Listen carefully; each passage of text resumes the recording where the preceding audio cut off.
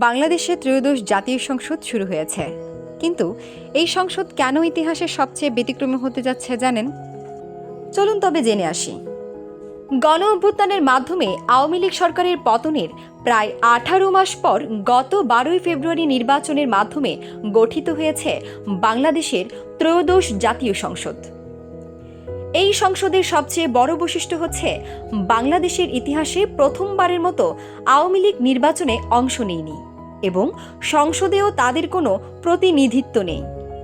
গেল 17 ফেব্রুয়ারি শপথ নিয়েছেন 296 জন সংসদ সদস্য। তাদের মধ্যে 227 জনই প্রথমবারের মতো এমপি হয়েছেন, অর্থাৎ প্রায় 76% সদস্যের সংসদ পরিচালনার বাস্তব কোনো অভিজ্ঞতাই নেই।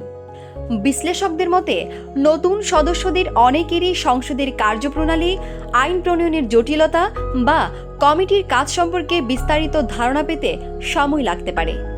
সংসদের কাজ বোঝার জন্য কিছু গুরুত্বপূর্ণ পরিভাষাও জানা জরুরি, যেমন কোরাম সংসদের বৈঠক চালাতে কমপক্ষে 60 জন সদস্য উপস্থিত থাকতে হয়।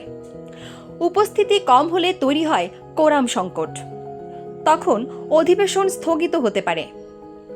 আর সংসদে নতুন আইন প্রস্তাব করা হলে তাকে বলা হয় বিল।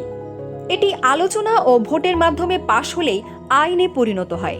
সংসদে বিতর্কের সময় কোনো নিয়ম লঙ্ঘন হলে সদস্যরা পয়েন্ট অব অর্ডার তুলতে পারেন, আর প্রতিবাদ জানাতে সভাকক্ষ ত্যাগ করলে সেটাকে বলা হয় ওয়াকআউট। তবে বাংলাদেশের সংবিধানের 70 নং অনুচ্ছেদ অনুযায়ী কোনো এমপি দলের সিদ্ধান্তের বিরুদ্ধে ভোট দিলে তার সদস্যপদ বাতিল হতে পারে।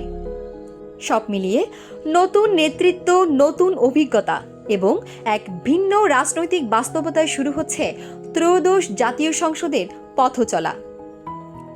এখন দেখার বিষয় একটাই, এই নতুন সংসদ বাংলাদেশের রাজনীতিতে কি নতুন কোনো অধ্যায় লিখতে পারবে?